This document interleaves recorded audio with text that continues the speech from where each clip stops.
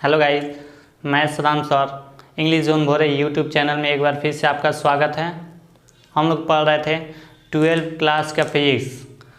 उसमें हम लोग का चैप्टर जो था वो था विद्युत धारा का चुंबकीय प्रभाव, और हेडिंग जो हम दिलवाए थे वो था चुंबकीय क्षेत्र में आवेशित कण की गति। और उसमें हम लोग 3 केस बताए थे। 3 केस क्या था? जब किसी आवेशित कण को चुंबकीय क्षेत्र के अंदर, पहला केस था कि 0 या 180 डिग्री कोण के सापेक्ष प्रोजेक्ट किया जाता है। दूसरा जो था वो था 90 डिग्री कोण के सापेक्ष, और तीसरा जो था हम लोग का वो 0, 90 या 180 को छोड़कर किसी अन्य कोण के सापेक्ष। तो पहला और दूसरा केस हम बता दिए थे। तीसरा केस आज हम लोग पढ़ेंगे। तो तीसरा केस होगा क्या, उससे पहले हम लोग एक न्यूमेरिकल बनाएंगे। और न्यूमेरिकल किस पे है? तो जो दूसरा केस बना था यानी कि 90 डिग्री कोण के सापेक्ष, उस पे हम लोग बनाएंगे। तो चलिए वीडियो स्टार्ट करते हैं, देखते हैं न्यूमेरिकल। यहाँ पे एक क्वेश्चन दिया है, यदि 20 ग्राम द्रव्यमान तथा, देख लीजिए, 20 ग्राम द्रव्यमान तथा 6 माइक्रोकूलम आवेश वाले एक वस्तु को 4 टेस्ला के चुंबकीय क्षेत्र में 8 मीटर प्रति सेकेंड के वेग से प्रवेश कराया जा रहा है। यानी कि द्रव्यमान कितना है? 20 ग्राम, और आवेश जो है 6 माइक्रोकूलम किसी चुंबकीय क्षेत्र में, जिसका मान कितना है जी? 4 टेस्ला है, और उसमें 8 मीटर प्रति सेकेंड के वेग से प्रवेश कराया जा रहा है। तो बताना है कि चुंबकीय क्षेत्र के अंदर जो आवेशित कण निर्माण हो रहा है उसके वृत्त की त्रिज्या यानी कि गोलाकार होगा। पिछले वीडियो में आप लोग देख लीजिएगा, वो वृत्तीय पथ का निर्माण कब होगा? जब किसी आवेशित कण द्वारा किया गया कुल कार्य 0 हो जाएगा, तो उस स्थिति में वृत्तीय पथ का निर्माण होता है। उसी की त्रिज्या हमें ज्ञात करना है। फिर परिक्रमण काल यानी कि आवर्त काल t का मान फिर निकालना है। कोणीय आवृत्ति या फिर बोले थे कोणीय वेग ओमेगा का मान, और एक लास्ट था आवृत्ति या फिर इसी को कहते हैं उसमें कितना चक्कर लगा रहा है, चक्करों की संख्या, इन्हीं सब का मान निकालना है। तो चलिए आइए देखते हैं। सबसे पहले सॉल्व करते हैं। तो देखिए यहाँ पर गिवन लिखते हैं, जो दिया रहेगा उसको लिख दीजिए पहले। तो दिया क्या क्या है? देखिए 20 ग्राम द्रव्यमान है, यानी कि द्रव्यमान m का मान दिया है 20 ग्राम। तो 1 किलोग्राम बराबर होता है 1000 ग्राम। देख लीजिए 1 किलोग्राम बराबर होता है 1000 ग्राम। चेंज करते हैं, इसको ऐसे भी लिख सकते हैं 10 पावर माइनस 3 ग्राम। देख लीजिए, अब इसको नीचे भेजिए, यानी कि 1 ग्राम बराबर होगा 10 पावर माइनस 3 kg। तो इसको बदलते हैं, तो यहाँ पर हो जाएगा 20 गुणे 10 पावर माइनस 3 kg हो जाएगा। आगे देखते हैं।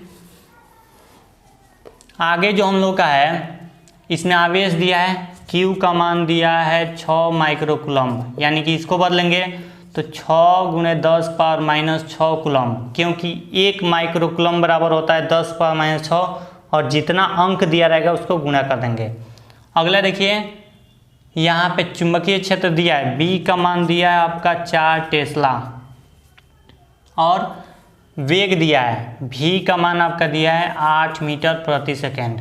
तो देखिए पहला निकालना है वृत्त की त्रिज्या यानी कैपिटल R का मान, फिर परिक्रमण काल निकालना है यानी कि t का मान निकालना है, फिर आपका निकालना है कोणीय आवृत्ति यानी कि ओमेगा का मान निकालना है, और फिर आपका निकालना है किसका? आवृत्ति यानी कि स्मॉल f का मान निकालना है। तो इस सब का मान निकालना है। तो देखिए सबसे पहले हम निकालते हैं इसकी त्रिज्या यानी कि वृत्त की त्रिज्या निकालते हैं। वृत्त की त्रिज्या तो निकालते कैसे हैं जी? R बराबर आपका हो जाएगा mv बट्टा qb। अब यहाँ से जो है हम लोग मान भरेंगे, तो मान भरेंगे तो आएगा कैसे, देखते हैं आगे।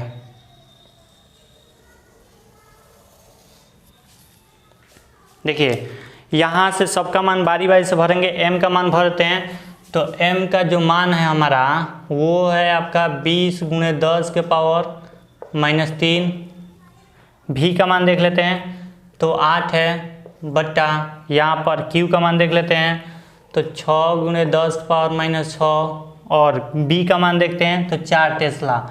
इसको हल कर दीजिए तो ये कट जाएगा 4 दूना 8, फिर 3 से कट जाएगा ये, और ये देखिए 3 है यहाँ पर ये 3 है और यहाँ पे 6 है, तो 3 से 3 कट जाएगा, यानी कि बचेगा आपका 20/3 × 10⁻³ यानी कि आपका r का जो मान आएगा, ये माइनस वाला ऊपर जाएगा तो प्लस, इसमें भाग लगा जाइए 6.66 × 10⁻³ मीटर में आ जाएगा।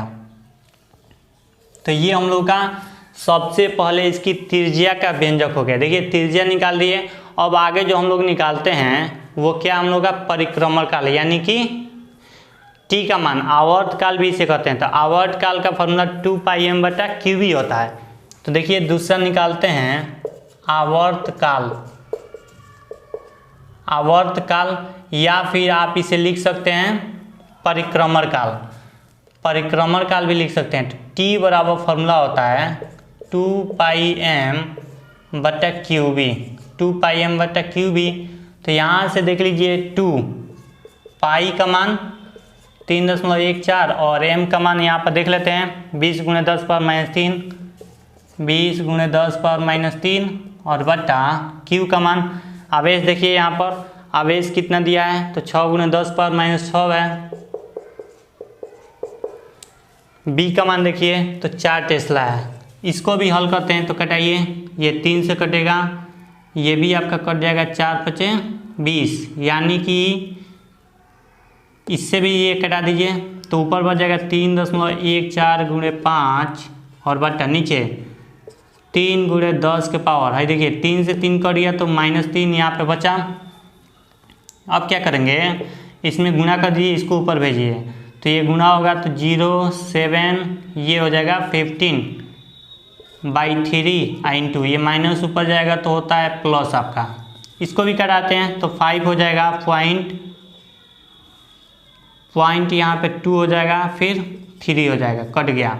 यानी कि आवर्तकाल t = 5.23 × 10⁻³ सेकेंड, इतना सेकेंड आपका आ जाएगा आवर्तकाल। तो देखिए सिंपल तरीके से हम इसे कटा दिए हैं। अगला जो हम लोग का निकालना है वो है हम लोग का कोणीय आवृत्ति। कोणीय आवृत्ति का फॉर्मूला होता है qv/m।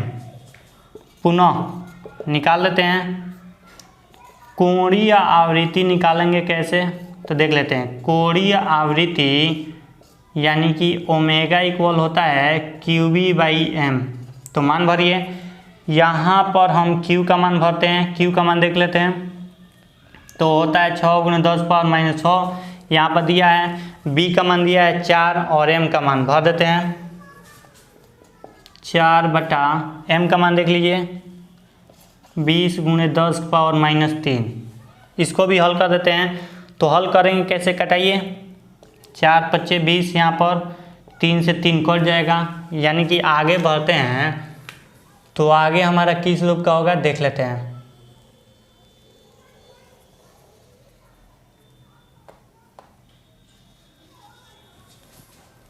देखिए यहाँ पर ऊपर तो 3 से 3 कट गया तो 3 इसमें को बचा 6/5, यानी कि हमारा बचा आपका 6/5 × 10⁻³ तो ओमेगा का मान इसमें भी भाग लगा दिए तो 5 × 5 इतना आ जाएगा।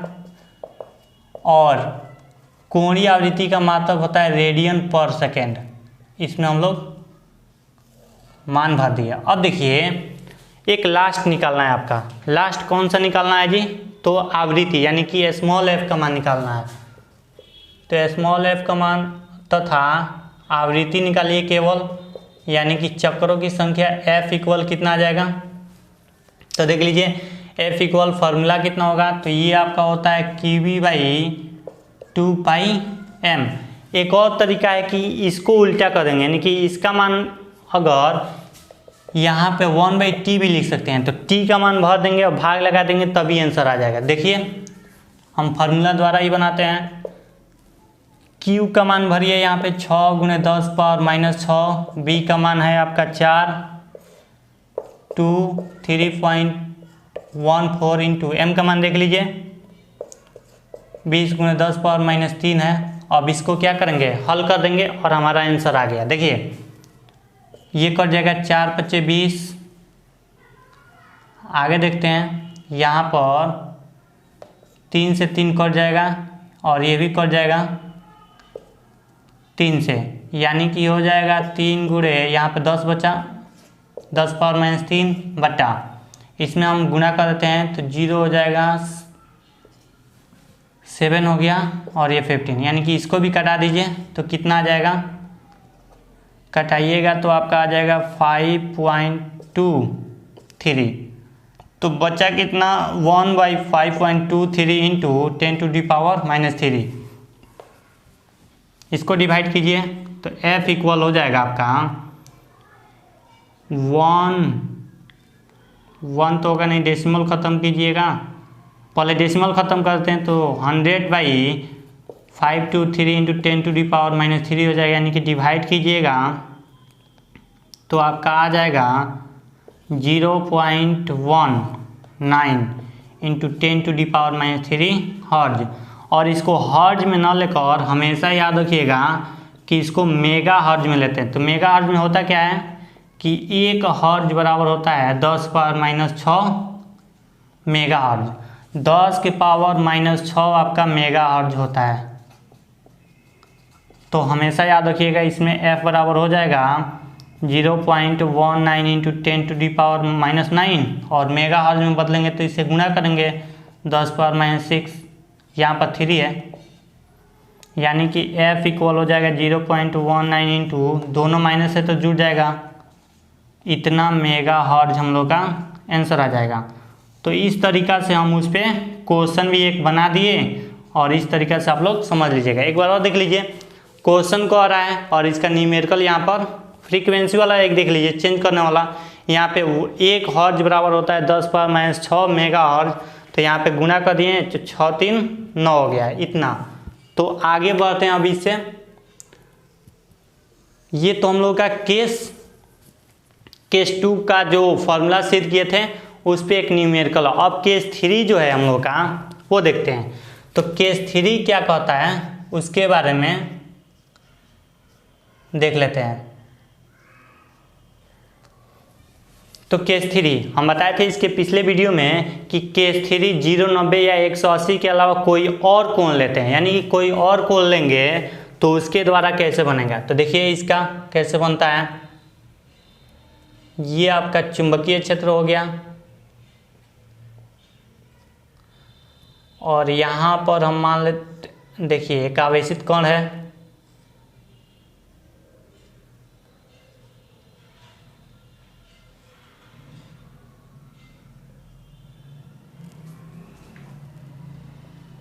ये आपका v cos थीटा हो जाएगा और ये आपका हो जाएगा v sin थीटा, यहाँ से इसको थीटा के सापेक्ष लिया गया है। तो देखिए चुंबकीय क्षेत्र में इसको लिया गया है, तो ये हमारा फिगर 1 हो गया। और फिगर अगला देखते हैं तो ये किस निर्माण का होता है, तो देख लेते हैं यहाँ पर।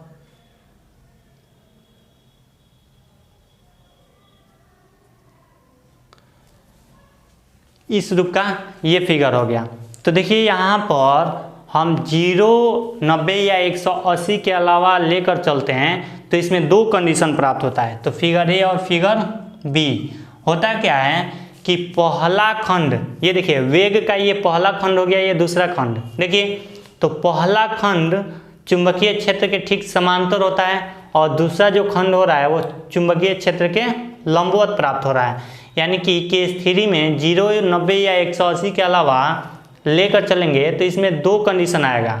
पहला ये खंड होगा वेग का कि v cos थीटा, दूसरा v sin थीटा।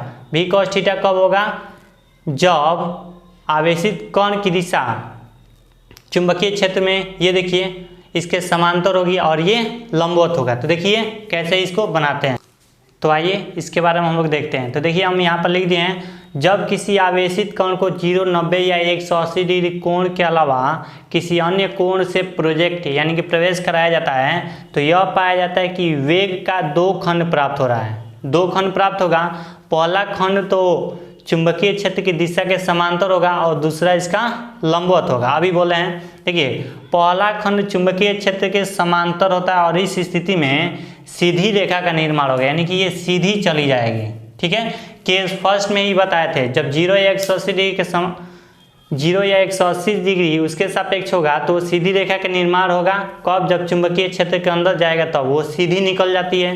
दूसरा देखिए, दूसरा केस इसमें आएगा, यहाँ पर देख लेते हैं दूसरा खंड। उसके पहले यहाँ पर देखिए भी, इसको पढ़ेंगे क्या, तो भी समांतर, इसको पढ़ेंगे भी समांतर पढ़ा जाता है, ठीक है। चलिए भी समांतर हो जाएगा भी cos थीटा। देखिए चुंबकीय क्षेत्र के दिशा में यानी कि इसी के समांतर है, इसलिए भी समांतर भी cos थीटा। देखिए दूसरा खंड जो है हम लोग का वो चुंबकीय क्षेत्र के अलावा, देखिए दूसरा खंड चुंबकीय क्षेत्र के लंबवत होता है और इस स्थिति में वृत्त का निर्माण होता है, यानी कि दूसरा खंड जो होगा लंबवत जो होगा तब इस स्थिति में हमारा वृत्त का निर्माण होगा। लेकिन इसका खंड क्या है जी, ये लंबवत है, यानी कि इसको पढ़ेंगे भी लंबवत। देख लीजिए वेग होता है, भी मतलब वेग होता है, भी लंबवत जो हो जाएगा, भी लंबवत वो देखते हैं हमारा भी लंबवत इक्वल भी साइन थीटा। भी साइन थीटा किस स्थिति में होगा जी, जब दूसरा खंड लंबवत होता है, यानी कि किसके लंबवत, तो चुंबकीय क्षेत्र के। और भी cos थीटा कब होगा, जब चुंबकीय क्षेत्र के समांतर आएगा तब। इसके आगे हम लोग देखते हैं। अब देखिए होता क्या है, जब सीधी रेखा का यहाँ पर निर्माण होगा और वृत्त का निर्माण होगा तो दोनों की कॉम्बिनेशन से एक हेलिक्स मतलब कुंडलित मार्ग होता है, कुंडलित मार्ग होता है, पथ होता है, ठीक है। हेलिक्स का निर्माण होता है, यानी कहने का मतलब जब किसी आवेशित कण को चुंबकीय क्षेत्र के अंदर 0, 90 या 180 डिग्री के अलावा किसी अन्य कोण के सापेक्ष प्रोजेक्ट किया जाता है, यानी कि इन तीनों को छोड़कर किसी अन्य कोण के सापेक्ष प्रोजेक्ट किया जाएगा, तो इस स्थिति में हमारा हेलिक्स का निर्माण होगा, ठीक है। तो देखते हैं उसके आगे। तो आइए हम लोग आगे देखते हैं। आगे हम लोग उसी के बारे में हम यहाँ पर लिख दिए हैं जो यहाँ पर पीछे लिखवाया जा चुका था, अभी मिटा दिए हैं। देखिए यहाँ पर चूंकि हम जानते हैं कि सीधी रेखा, अभी बताएं, सीधी रेखा तथा वृत्त के मिलने से हेलिक्स यानी कि कुंडलित मार्ग का निर्माण होता है। याद रखिएगा हमेशा, कभी भी सीधी रेखा और वृत्त एक दूसरे से मिलेगा तो हेलिक्स का निर्माण होगा। हेलिक्स किस प्रकार का होगा जी, तो ये देखिए अभी उसमें फिगर दिखाए थे आपका, देखिए हेलिक्स का ऐसे फिगर था, ये हम लोग का हेलिक्स हो गया, यानी कि इसमें सीधी रेखा भी मिला है और वृत्त भी मिला है, दोनों के मिलने से हेलिक्स का निर्माण होता है। तो देखिए अतः जब किसी आवेशित कण को, उसके बाद लिखे हैं, जब किसी आवेशित कण को 0, 90 या 180 डिग्री के अलावा किसी अन्य कोण के सापेक्ष प्रोजेक्ट किया जाता है, यानी किसी अन्य कोण, इन तीनों को छोड़कर किसी अन्य कोण के सापेक्ष प्रोजेक्ट किया जाता है, तो इस स्थिति में हेलिक्स के आकार का, अभी लिखवाया था फिगर भी, हेलिक्स के आकार के पथ का निर्माण होता है। देख लीजिए, तो इस स्थिति में हेलिक्स की जो त्रिज्या होगी वो r इक्वल एम भी, ये लंबवत पहाड़ आएगा, ठीक है, एम भी लंबवत बटा क्यू भी, यानी कि V1 का मान अभी लिखवाए थे, भी यहाँ पे लंबवत लिखवाए थे भी साइन थीटा, यहाँ पर भी साइन थीटा मान भर दिए, यहाँ पर रख दिए। और देखिए आगे हम जानते हैं, याद रखिएगा, हम जानते हैं कि परिक्रमण काल, कोणीय आवृत्ति और आवृत्ति ये हमेशा वेग पर निर्भर नहीं करते हैं, ये कभी भी वेग पर निर्भर नहीं करते हैं। कौन कौन सा जी, परिक्रमण काल यानी कि उसमें समय, फिर कोणीय आवृत्ति उसकी आवृत्ति जो है, फिर आवृत्ति, ये कभी भी वेग पर निर्भर नहीं करता। अतः तीनों भौतिक राशियों का मान जो होगा वृत्त तथा हेलिक्स के लिए समान होगा। वृत्त मतलब पिछला वीडियो में हम लोग पढ़े थे केस 2 में पढ़े थे कि अगर कार्य का मान यानी कि W का मान 0 हो जाएगा, किस स्थिति में 0 होगा जी, तो वो 90 डिग्री कोण के सापेक्ष किसी आवेशित कण को चुंबकीय क्षेत्र के अंदर ले जाते हैं, तो उस स्थिति में हमारा जो कुल कार्य जो होगा 0 होगा, और 0 होगा तो उस स्थिति में हमारा जो है आवेशित कण द्वारा वृत्तीय पथ का निर्माण होता है, ठीक है। उसके लिए भी फॉर्मूला निकाले थे, तो फॉर्मूला T बराबर, उसमें भी आवर्त काल था, वृत्त के लिए इतना ही फॉर्मूला, कोणीय आवृत्ति के लिए वृत्त में इतना ही था, और आवृत्ति का भी यही। तो जो आपका वृत्त के लिए होगा वही हेलिक्स के लिए, तो यहाँ पे हेलिक्स हम नाम दे दिए, बस नाम चेंज है, बाकी वृत्त और हेलिक्स दोनों एक ही जैसा फॉर्मूला लगेगा। देख लीजिए ये सब हम लिख दिए हैं। तो आगे हम लोग को क्या देखना है कि एक और होता है हेडिंग जो देना है वो हम लोग को पिच है क्या, ठीक है, इसके बारे में हम लोग पढ़ेंगे। इसका इंग्लिश होता है पिच, हिंदी भी पिच पढ़ेंगे। तो देखिए इस सब के बारे में पढ़ लिए, तो यहाँ पे फॉर्मूला याद कर लीजिएगा। इसके बाद हम लोग का आता है पिच। तो पिच इसका डिफिनीशन क्या होगा, तो किसी हेलिक्स के द्वारा, हेलिक्स मतलब कुंडलित मार्ग किसी हेलिक्स के द्वारा निश्चित परिक्रमण काल या आवर्त काल में प्राप्त विस्थापन को, विस्थापन किसे कहते हैं, मान लीजिए यहाँ से चल रहे हैं, देख लीजिए विस्थापन किससे गए, यहाँ तक पहुँच गए, तो ये जो मार्ग अपना है ये तो दूरी कहलाता है, लेकिन इसके और इसके बीच जो दूरी होगा यानी कि सरल रेखा होगा, इसे ही कहते हैं विस्थापन, इसे विस्थापन कहते हैं। यानी कि किसी हेलिक्स के द्वारा निश्चित आवर्त काल में प्राप्त विस्थापन को पिच कहा जाता है। तो यहाँ पे डिफिनीशन देख लीजिए, किसी निश्चित आवर्त काल में, किसी हेलिक्स के द्वारा लिखेंगे, किसी हेलिक्स के द्वारा निश्चित आवर्त काल में, निश्चित आवर्त काल कहिए या फिर इसी को कह सकते हैं निश्चित आवर्त काल या परिक्रमण काल में प्राप्त विस्थापन को पिच कहा जाता है, पिच कहा जाता है। तो देख लीजिए पिच कहा जाता है, अर्थात कहने का मतलब क्या हुआ कि यहाँ से अगर हम पिच निकालते हैं, ध्यान दीजिएगा, तो ये समांतर कह रहा है, देखिए भी समांतर निश्चित आवर्त काल में टी, यानी कि इसका फॉर्मूला लिख दीजिए, तो भी कॉस थीटा गुणे टी, और यहाँ पे आवर्त काल का अगर चाहें तो हम यहाँ पे फॉर्मूला भर सकते हैं, तो आवर्त काल का भर दीजिए यहाँ पे, अच्छा रहेगा, यानी कि हो जाएगा 2πm/QB और मल्टीप्लाई कर दीजिए, यहाँ पर गुणा कर दीजिए, तो पिच बराबर हमारा फॉर्मूला होगा 2πmv cos θ/QB। ये हम लोग का एक फार्मूला तैयार हो गया। तो पिच अगर निकालना होगा, पिच किस में निकलेगा जी, तो हेलिक्स में जब कंडीशन बनेगा उस पर न्यूमेरिकल भी एक हम लोग देखते हैं आगे। तो यहाँ पे पिच का हम लोग का फार्मूला निकल गया। तो फार्मूला यहाँ पे देख लीजिए, ये तो समान है, ये चार जो फार्मूला ऊपर वाला है वो समान है, क्योंकि वृत्तीय पथ में निकलवाए थे केस 2 के लिए भी और केस 3 के लिए भी यहाँ पर फार्मूला सेम है। यहाँ पे एक पिच हेडिंग दिए, उसके लिए फार्मूला आ गए। तो चलिए हम यहाँ पे एक क्वेश्चन लिखते हैं, उसके बाद आगे देखते हैं। तो आइए हम लोग देखते हैं, क्वेश्चन हम लोग का यहाँ पे लिखा जा चुका है। देखिए कह रहा है यहाँ पर क्वेश्चन कि देखिए यदि 10 ग्राम द्रव्यमान तथा 5 माइक्रोकूलम के आवेश को 8 टेस्ला के चुंबकीय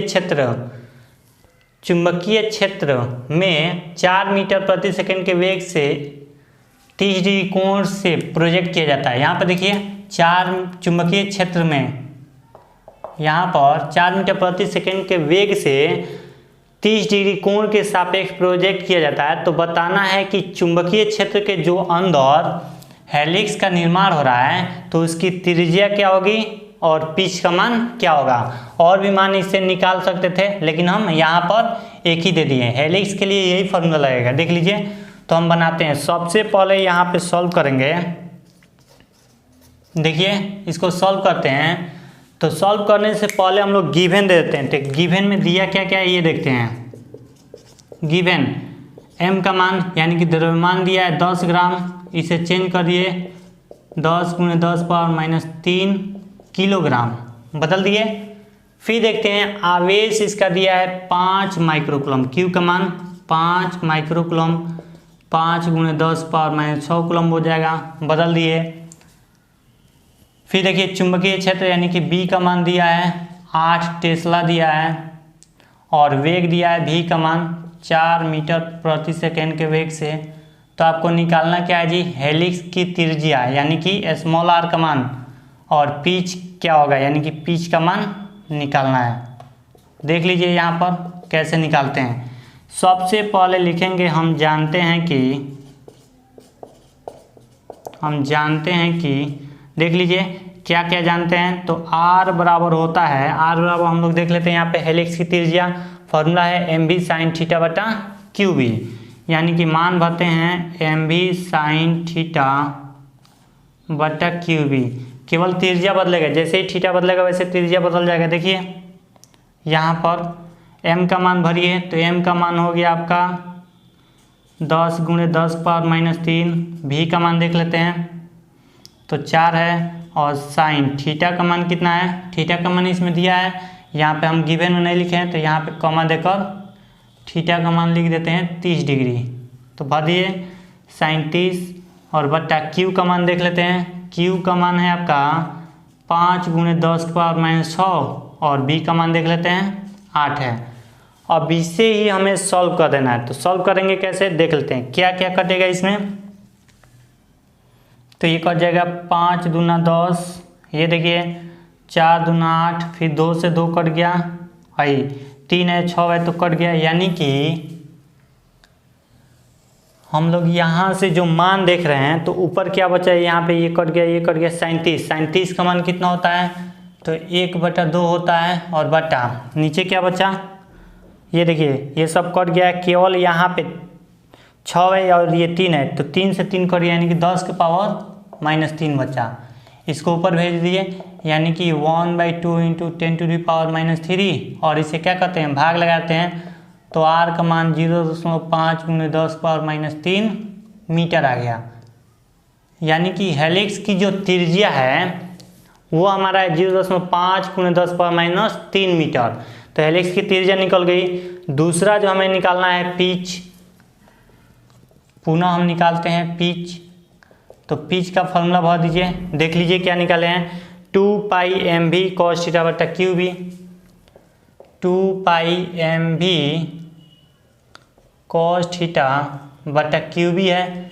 यहाँ से हम लोग मान भर देते हैं, 2 पाई का मान 3.14, m का मान आपका है 10 × 10⁻³ v का मान है आपका 4 और cos थीटा का मान 30 डिग्री बट्टा हो जाएगा Q का मान आपका हो जाएगा 5 × 10⁻6 और B का मान 8 टेस्ला दिया है। यहाँ से हम इसका भी मान निकालते हैं तो कैसे निकलेगा देख लेते हैं। कटेगा 4 दूना 8, फिर 2 से 2 कट गया, और कुछ कटेगा यहाँ से कटा दिए 5 दूना 10, 3 से 3 कट जाएगा, यानी कि बचा कितना जी 3.14 × 2 गुणे cos 30 का मान बोलिए तो √3/2 होता है, और बाई यहाँ पर 3 बचेगा 10⁻³ 2 से 2 कट गया तो 3.14 √3 का मान 1.732 होता है, 2 तक रखते हैं, और यहाँ पे 10 पावर माइनस वाला ऊपर जाएगा तो प्लस। अब क्या करते हैं, इसको गुणा कर देते हैं। तो गुणा करते हैं तो आ जाएगा 5.43 × 10⁻³ और पिच का मात्रक यानी कि लंबाई है, यानी कि ये हो जाएगा हम लोग का मीटर। तो इस तरीक़ा से हम लोग पिच की लंबाई भी निकाल चुके हैं। अब इसके बाद हम लोग आगे पढ़ेंगे साइक्लोट्रॉन के बारे में। साइक्लोट्रॉन जो कि इम्पोर्टेंट होता है, 5 नंबर में आता है। तो वो मिलते हैं हम लोग नेक्स्ट वीडियो में। नेक्स्ट वीडियो में हम लोग पढ़ेंगे साइक्लोट्रॉन के बारे में।